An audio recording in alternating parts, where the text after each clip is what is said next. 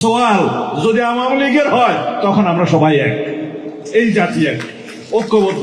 ফেসিবাদের কখনো প্রত্যাবর্তন হতে পারবে না এই দেশে, ফেসিবাদের কখনো উত্থান হবে না এই দেশে, ফেসিবাদের প্রত্যাবর্তনকে ঠেকাতে হবে। আমরা জুলাই নিয়ে যেন কাড়াকাড়ি না করি, আর যদি আমরা তা করি তাহলে ৭১-এর চেতারা ব্যবসায়ীদের মতো আমাদের পরিণতি হবে। আপনাদের সকলকে অনুরোধ করব, আমরা জুলাইয়ের কৃতিত্বকে যেন কেউ খেড়ে না নিয়ে যাই। আমরা যেন সবাই আরাধনা করি জুলাইয়ের প্রত্যাশাকে বাস্তবায়নের জন্য, আকাঙ্ক্ষাকে বাস্তবায়নের জন্য। কৃতিত্বকে আর চেতনাকে যেন আমরা চিন্তায় না করি, এটার কোনো প্রয়োজন নেই।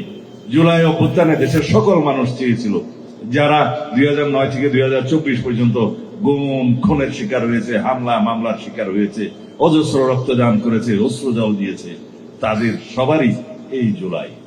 আমাদের যে সমস্ত সন্তানেরা শহীদ হয়েছে, আহত হয়েছে, দু চোখে অন্ধত্ব বরণ করেছে, তাদের সবারই এই জুলাই। আমরা জুলাই নিয়ে যেন কাড়াকাড়ি না করি, আর যদি আমরা তা করি তাহলে ৭১-এর চেতারা ব্যবসায়ীদের মতো আমাদের পরিণতি হবে।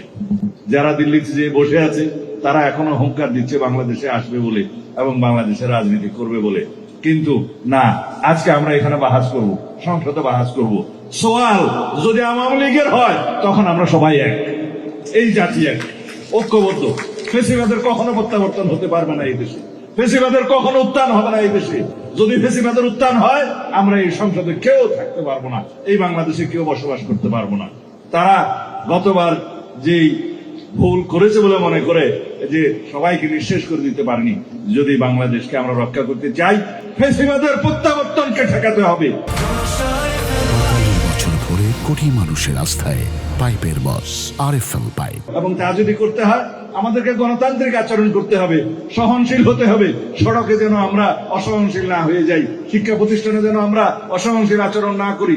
আমাদের সবাইকে দায়িত্বশীল ভূমিকা পালন করতে হবে। আমাদের ভুল থাকবে, সরকারের ভুল থাকবে, বিরোধী দল গঠনমূলক সমালোচনা করবে, আমরা সেই ভুল সংশোধন করব। এটাই হচ্ছে গণতান্ত্রিক বাক্য। আমরা চাই আপনারা আসুন, আমরা সবাই মিলেমিশে রাষ্ট্রের সুপ্রিম লটা আগে ঠিক করি, গণতান্ত্রিক কাঠামোটা আমরা ঠিক করি। আগামীতে রাষ্ট্রপতি নির্বাচন হবে, সংসদ সদস্যগণ নির্বাচনে ভোট দেবে, কিন্তু সেই সংসদ সদস্য নির্বাচনে ভোট দিবে বর্তমান সংবিধানের ভিত্তিতে, যাতে দলের বাইরে কেউ ভোট দিতে পারবে না।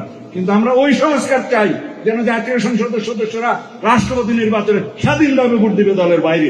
সেই সংস্কারটা আমরা নিয়ে আসবো। আপনারা আসুন। 10 বছরের বেশি প্রধানমন্ত্রী কোনো মেয়াদে থাকতে পারবেন না, যত মেয়াদেই হোক, যতবারই হোক 10 বছরের বেশি থাকতে পারবেন না। আমাদের নেতা সেই প্রস্তাব দিয়েছেন, আমি নিজে সংস্কার কমিশন দিয়েছি। আমরা সেই সংস্কার আনবো, রাষ্ট্রে গণতান্ত্রিক সংস্কার হবে, সংশোধন হবে, রাষ্ট্র কাঠামোর গণতান্ত্রিক মেরামত হবে, সমস্ত প্রতিষ্ঠানগুলোকে আমরা ঢেলে সাজাবো। এই দেশে আর কোনদিন স্বৈরাচারের উত্থান হবে না, এইটাই আমরা চাই। আজকের এই দিনে আমি বেশি বক্তব্য দেবো না, বক্তব্য দেয় আমার দোষ, আমি বেশি বক্তব্য আজকে দেবো না। আমরা আগে যদি যেতে চাই তাহলে আমরা যেন পরস্পরকে পিছে না টেনে ধরছি। আমরা যদি গণতন্ত্রকে চাই তাহলে গণতান্ত্রিক চর্চা যেন আমরা করি। আমাদের মধ্যে সহনশীলতা আসতে হবে, আমাদের অধৈর্য হলে হবে না। সুতরাং প্রতি পরতে পরতে আমাদের গণতান্ত্রিক চর্চা করতে হবে।